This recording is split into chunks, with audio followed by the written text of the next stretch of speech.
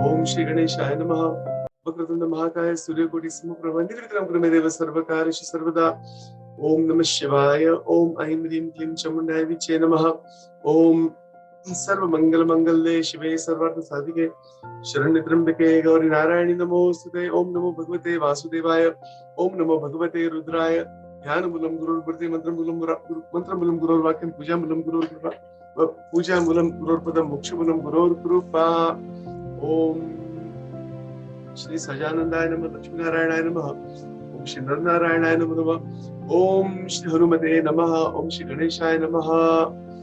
Om Shri Guru Stotram Akhanda Mangalakaram Vyaptamena Sharacharam Tatpadam Darshitamena Tasmai Shri Guruve Namaha. Om Agnanatimrandasya Gnananjana Shalakaya Chakshurumiridimena Tasmai Shri Guruve Namaha. Om Guru Brahma Guru Vishnu Guru Deva Maheshwara Guru Deva Param Brahma Tasmai Shri Guruve Namaha.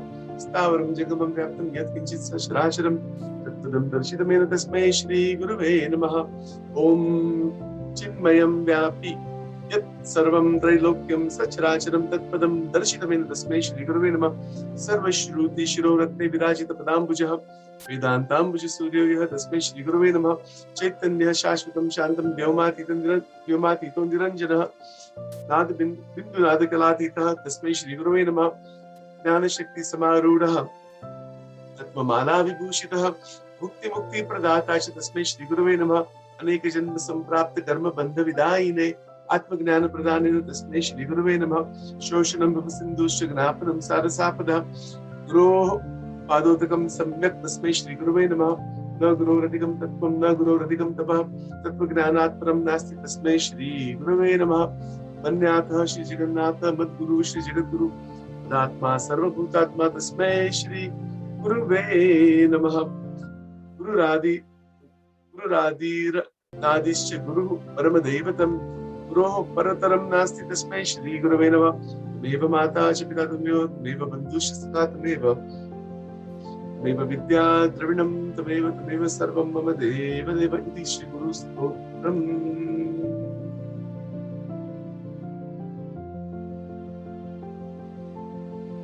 Alright, so we're continuing our examination on a daily basis of the multitude of approaches leading to self-realization, God realization, enlightenment, moksha, jivan mukti. So many different words can be used for this. We are using the Ashtanga Yoga as a base to try to interlink all the other yogas together. And we've talked about that before many times. So to move ahead with this further, we have been going into the various pieces, the various components of the stages of Ashtanga Yoga. And the one we were looking at and have been continuing to look at is Saucha, purity. So I want to go a little bit further today, and then tomorrow we'll start with Santosha. So, as mentioned yesterday, purification is a necessity, it is a process. It also implies that something is purified. It also represents recognition of impurity, to observe impurity, to see that that impurity is the source of disturbance, pain, suffering, difficulty. All such things are implied in this, as we have already stated. Now, to take this a bit further, the whole notion of niyama in general, in relation to Saucha, it has to do with an active process of modifying the mental substance. This is not a process of just silent observation. It's not that. So I'm just silently observing. Yeah, that is in there, but this is a very active process. Saucha, to actually take steps to purify the senses and the mind, which I'll talk about more today. Santosha, it's a sense of contentment, but again, to take steps towards that. The tapas, certain self-disciplines, austerities. It's an active process. Swadhyaya, like what we're doing now, study of scriptures and study of different ideas. Swadhyaya. It's a very active thing. Then Ishvara Pranidhan, contemplation of Ishvara and then surrendering to God. that continuous contemplation, very active process. So all 5 of these are a type of activity performed by the individual under the guidance of a guru or certain teachers. Even you can have scriptures as guru and all, we talked about that before. It is an active process to fundamentally and ultimately transform the mental substance. Because mind is also a substance. But it's not a physical substance as how we can perceive. The objects of the world are very much gross objects, they're physical objects. The mind itself is an object, and it is a substance that needs to be purified. So the purification process in Saucha really begins with the senses. So again in Vachanamrutam, Kannada number 18, Vachanamrutam, there's a discussion about this, and the whole talk is about this, and other gurus have taught also similarly. That whatever experience we get from the senses, so we can purify the way we're using our senses. So for example, eyes. What is the purification of the eyes? What is the purification of the ears? So let's talk about that. Through the eyes, we get experiences of the material world, of names and forms. But to purify the vision is to perceive anything that we're seeing outside in such a way, with a certain boundary, that does not cause an impurity to enter into the mind. This is difficult to understand or to even practice. Let's use an analogy of food. When we make food, just any food, let's just take a very simple example of making a dal and some rice, dal or chawal, 2 things. Just made fresh and made properly. We know that it is not contaminated. We will not eat it. It will not smell by the smell, by the taste, by the color. Immediately we can tell food is spoiled or not. If it's too old, if it's sitting out there for too many hours, it will begin to spoil. Bacteria, everything comes. And then, so will we eat spoiled food inside? Even people who are eating non-vegetarian foods, vegetarian, anything, if it's not cooked properly, if it's spoiled, we can immediately tell this is spoiled. We will not touch it. We do that with food. As a humanity, generally, we are pretty good with that, generally. Not always. But that might be the only thing that we are able to differentiate about food. And maybe water, food, water, drink, thing that we ingest. Not with anything else. The purification of the eyes is so difficult because we don't even know what it is. So purification of the eyes, I'll try to explain it here. Shri Ganeshaya Namaha. Let's see what the Lord wishes. Purification of the eyes is where we are perceiving in reality, perceiving anything without raga and dvesha, without attraction and repulsion. Without the force of attraction and repulsion, likes and dislikes, that perception of an object or a person or a place or a thing is liberated perception. It is a perception where the mind is extremely still, the interaction with the object is there, the person is there, and there is no distortion in the mind because of that purified perception. This is the ultimate thing. And now to get to that stage, that is why in the temples or in our home temples, we have the different images of the gods and goddesses and all these things. Why we have that? Because we want to attach our mind to, let's say, the form of Shri Ram, Shri Krishna, Hanumanji, Shiva. We attach to the form. And by attaching to the form with the sense that this is Bhagavan, this is where number 5, Ishwar Pranidhan, connects also. That the opening occurs through 9 forms of devotion into that state of purified vision. We have experienced some glimpses of this. When we're sitting for dhyan, bhajan bhakti, kirtan aradhana for 10 minutes, 20 minutes, 30 minutes, 1 hour. And when we come out of it,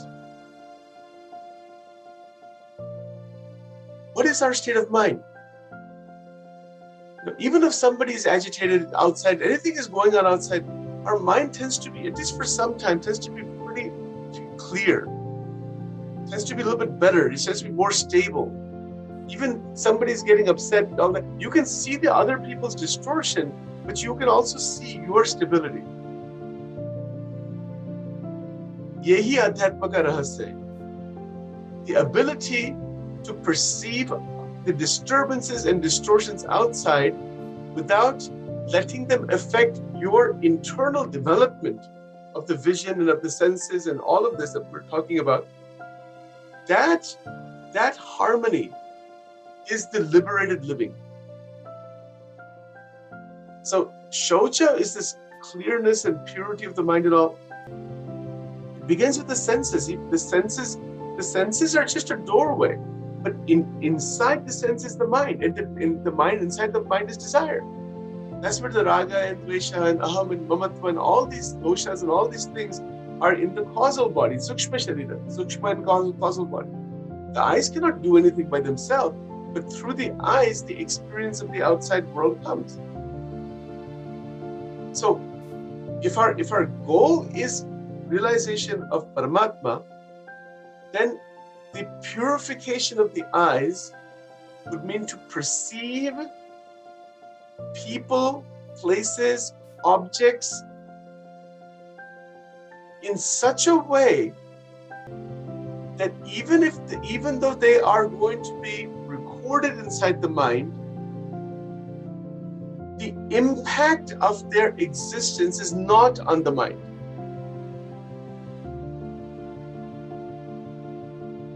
How is that even possible?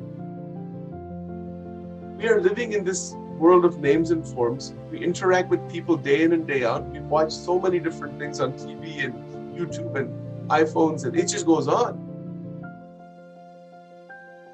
Well, it has to do with a meditative recognition of the impact on the mind of any particular type of interaction.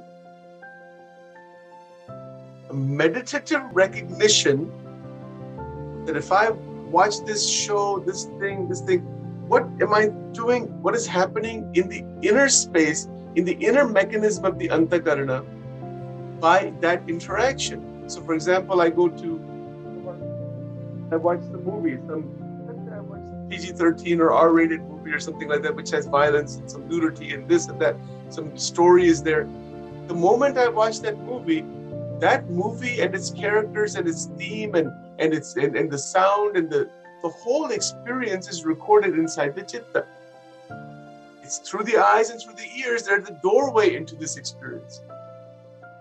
So there are some who would say to cut yourself off from these type of experiences because you don't have mastery of the inner space. Cut them off. More conservative organizations in the Hindu tradition as well as in Christianity, Judaism, things like those who are nuns and the different monks and sadhus and renunciates, that's what they do to a large extent. They cut themselves off from the usual experiences that the people in the sansar have, people in the world have. They cut about 90% of the experience off. And they keep only about 10% experience, and that also only related to God. They have some food, water, clothing, shelter. They understand what's going on in the world. They will keep only very limited interaction with the world. They do that because they don't want the outside impurity or the outside experience to disturb them from the inside. So that is an external way of keeping the indriyas away from the objects so that the individual can better contemplate on God. It's a type of sadhana. But there's a problem with this. The problem is described in the Bhagavad Gita. Dharmindriyani samyamya ya aste manasasmaran indriyarthan vimudhatman mithyacharaha sa uchyate. Means, yes, an individual may cut themselves off, which is difficult to do. That is kind of tyag. They cut off from so many things. We can try and see what happens to our life. Very difficult. That's why they still stay in groups and all that with people who are doing similar things. But even if you do that, Bhagavad Gita really doesn't give any importance to it. In fact, it says it's pretty much useless. Just to do that artificially. Why is it useless? Because it's useless if the mind is still contemplating on those things. See, karmendriyani samyamya means you're doing samya, niyama. You are controlling the indriyas away from the objects.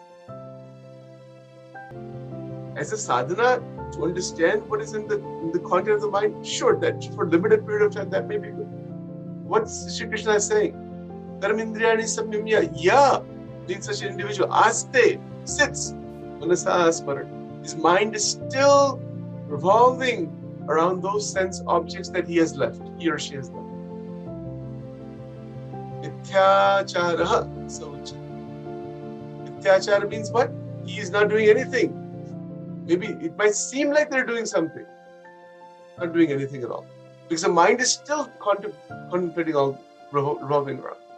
If you turn that around, let's say you are able to interact with the multifarious world in every possible way, but you are interacting with it without the internal mechanism getting damaged or getting absorbed inside that experience. You're able to keep distance from the experience or see it as it is and let it come and let it drop. Even though it is recorded, there is no deliberate access of it unless it is needed. It's the mastery of access of memory. This is a very tricky subject because we don't have that mastery of the inner world. So to gain that mastery of the inner world, as per Vachanamrut, Garada Pratham 18, in that Maharaj has stated inside there that you keep the senses within a certain boundary. If you don't do so, because we don't have the inner mastery, the outside names and forms and experiences will overrun the antakarana. And we do see that. We certainly see that that is the case. So there is something to be said. In fact, there's a lot to be said for keeping the senses within a certain range. But to do that with the understanding of wanting to completely purify the antakarana, which is the internal instrument. You know, it's like, think of it this way. If there's something wrong with the hard drive of our computer, some software problem with the computer, you have to shut all the other programs off and let the technician go in there and fix the problem. Is that true or not? It's something like that. The antakarana is this software and everything running inside our brain, inside our mind. To take care of that, we need to put some restriction around the senses and the interaction around us to be able to eventually fix the problem inside, which is to purify the antakarana. A prime example is somebody who goes to a drug and alcohol treatment center. You know, they don't have drugs available there. They don't have alcohol available. They take them away from the family. They may have family session. They're put in a different environment deliberately with groups and therapy and counseling. Why is all that done? It's artificial, isn't it? It's a cutoff from the normal world.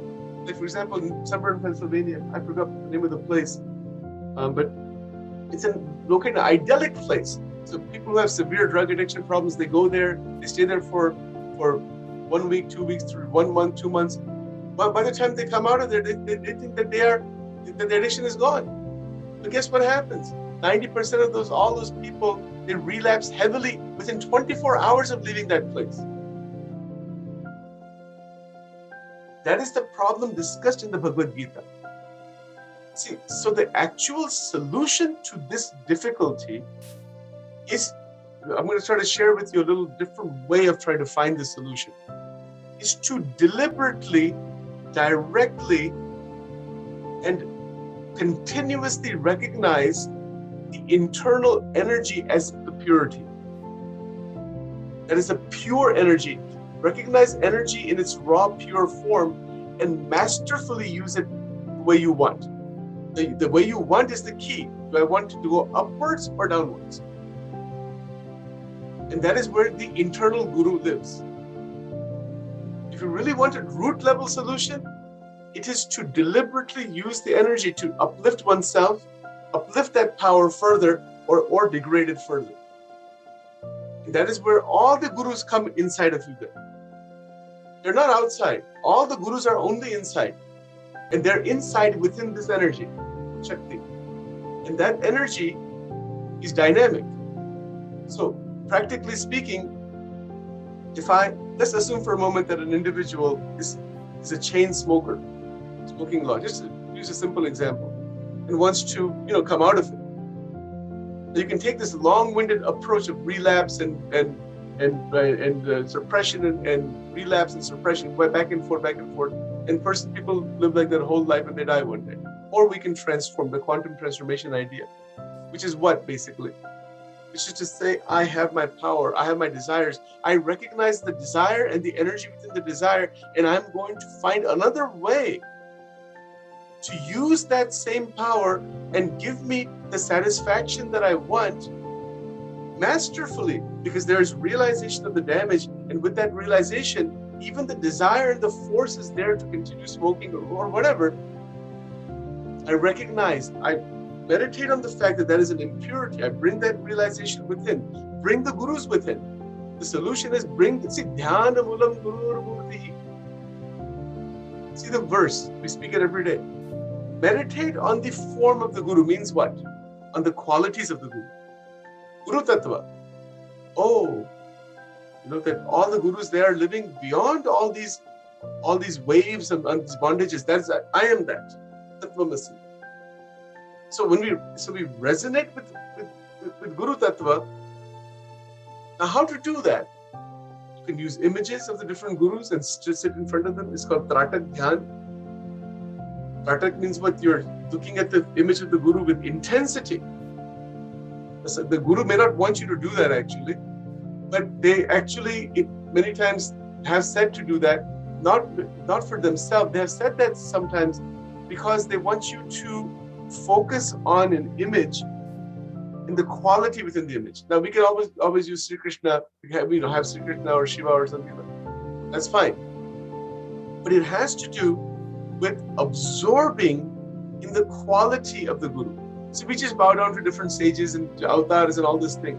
We don't absorb. I mentioned this yesterday, the absorption. So when the absorption occurs, the quality of that thing that you are the person or the idea or the book or the image that you're contemplating on, that quality awakens from within you. Because the mind is going to take the quality of what it is connected with. And that is how the internal Guru Tattva awakens. And so purification process begins this way. Purification process begins by meditating on the divine qualities, the free qualities, the liberating qualities of the Sadgurus, of the Sadpurushas. And I don't mean Purushas, male or female, it's just the word that is used. It has to do with recognition. In Gujarati language, it is called Orkhan. Orkhan means to recognize. Recognize Guru, the Tattva within that form, that is the divine Tattva. And if you were to go further in that, we can actually recognize the Guru Tattva everywhere. See, people think of, restricting the guru to one person. You may start with one person, one book, one murti, one idea, yes. But to stop there is a fatal mistake on the spirituality, on spiritual path. I may say, okay, I have a particular path, particular book that I meditate. Yes, start there. Go into it. Go further. But that starting point is just that. It's like a fire that grows. You grow the fire of knowledge. So Jnanagni ke Jnanagni. So that fire opens up from within. More and more awakening happens. So eventually, as you go further, everything around you begins to vibrate in that Guru Tattva. So everything becomes Guru. Now, everywhere you go, there is a temple. Everywhere you go, there is God. Everywhere you go, there is purification. Everywhere you go, even the contaminants and the problems of the world are teachers for us. You begin to see things from all sides. That's the actual evolution into Brahmic consciousness.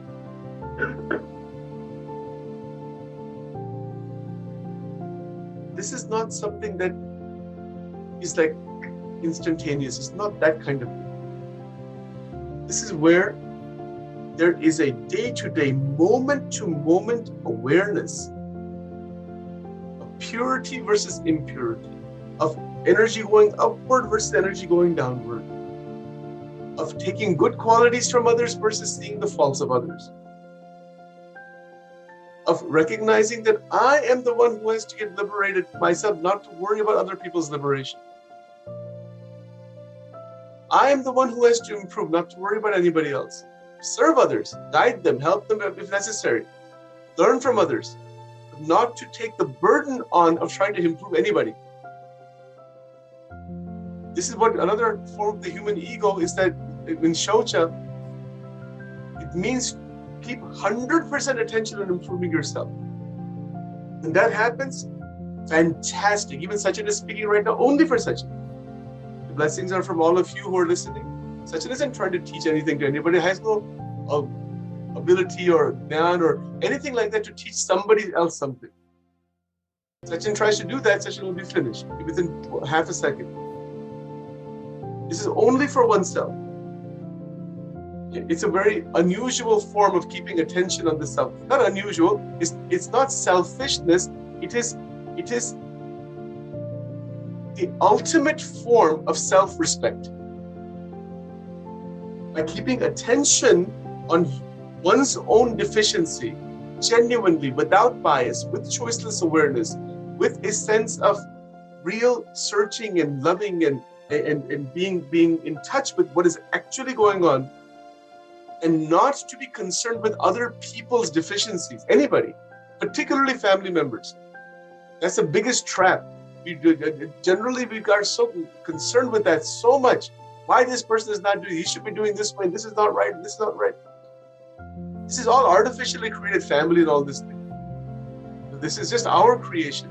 It's needed, it's good. As I mentioned yesterday, love and affection, it's there as a doorway into pure love with everybody. Vasudeva Kutumbakam. If you don't use family as a doorway, then we will get stuck into it, and with raga and dvesha and conflicts and problems, and then it's a very severely entangled disaster. Then you get into divorces and violence and domestic violence. It just, you see that, and then so that whole track is totally wrong. There's nothing there actually other than pain. So we want to transform this by individually saying, I am the one who has to improve. Even Sachin making this statement, I'm putting it out there for contemplation, but I have to be careful. I'm telling you, even to doing all of this thing, mind is very tricky. Mind is very subtle. It says, oh, Sachin thinks he knows something. Sachin is explaining something. Even if that thought comes that Sachin is explaining something to somebody, finished. The whole thing becomes a big, remember I told you yesterday, small zeros and big zeros. It just becomes a very big zero, that's all. Immediately, within a fraction of a second, the ego will touch upon something or others, and then it will destroy the spiritual effect for further development. Isko hi antar shatru kehte hain. Antar shatru is it's not some 10-headed monster like Ravana, is some of these monsters that we see. Those outside monsters, maybe we don't know, but there's many internal monsters. And they're very subtle. So I in fact heard one Swaminarayan Sadhu say this, very interesting. He said it very openly, and I respect him for saying that. He said that he's very knowledgeable in Gujarati scriptures and all this thing, So he said that when we do these long, month-long programs, 500 people, 800 people are sitting, and he said that yes, we are following our rules, we're doing exposition on the scriptures, and bhajan and kirtan is going on. All it takes at the end of 1 month is one person to say, "Oh, Swamiji, it was such an excellent program." And the ego gets hold of it and destroys the spiritual effect of the whole month. Whole month's effect is completely destroyed with one sentence. This is the power of the ego. And then the ego then it begins to open up that rasa, the ego ras. And then that Swamiji explains, he said, we got the payment. It's a payment that you get. You do the 1 month of this bhajan bhakti. 1, 2, 3. Somebody says something good about this thing. The ego is just waiting to hear that. That is how deadly, dangerous, and subtle the ahankar is. And to not be in that space is spirituality.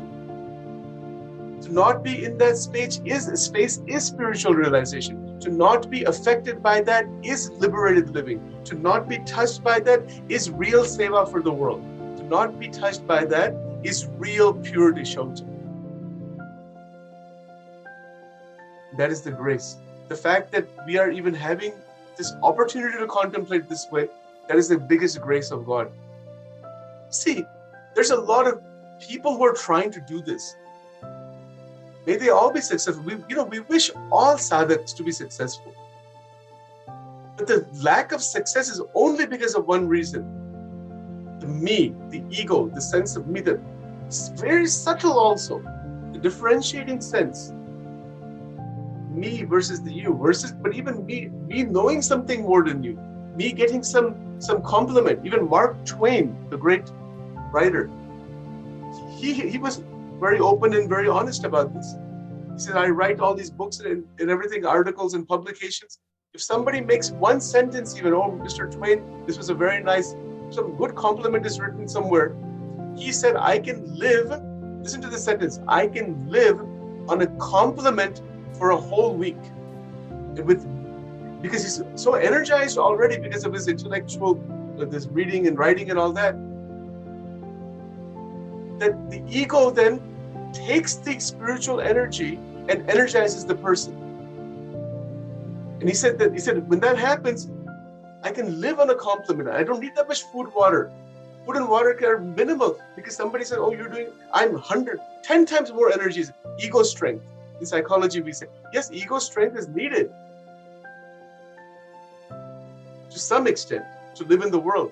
But see, the ego is, in this from a spiritual point of view, like what we're saying, the ego is drawing the power and becoming stronger. And once it becomes stronger and stronger and stronger, that strength within the ego is what the Jivatma is lost in. And then from that, eventually, it wants to go further. Eventually, it wants power, control. It wants to be above others. Then the differentiation really begins. I am better than others. The I and the you. And then a person is caught. Even they may be very successful in the material world. But then what happens? They try to push it further. And then eventually, there is the downfall. It's already a downfall because it is not spiritual evolution. It is just the expansion of the me. Now, it's possible to be very successful in the material world without the expansion of the me. That is called karma yoga. That is purity. That is living liberated. There are sages who are glorified and worshipped. They're untouched. There are doctors that are glorified and all that, untouched. Sages not by clothes and all that. It could be in our professional life. It could be in any. There are family members who just are serving the family without any ego space. They're untouched. God and realization is not a sectarian thing. It is not limited to one group of people. It is not limited to any profession. It is not limited to just scriptures or just certain temples and spiritual. It's not like that at all. It's wherever you are. This is one of the beautiful things that Jai Krishnamurti stated, that enlightenment or realization is where you are in the moment, in the present. It's in the present all the time. These are the most extraordinary thoughts. I just prayed, to Sri Ganesha today to give me some good thoughts here to talk about this. I didn't have no idea what I'm going to talk about any single day. So it's just somehow it comes, and let it come naturally. That's the best thing, because I don't believe in too much planning on all these things. Whatever is inspiring us in the moment, let it be. That's all. So thank you all for very much. Let's continue and finish our mantra sadhana.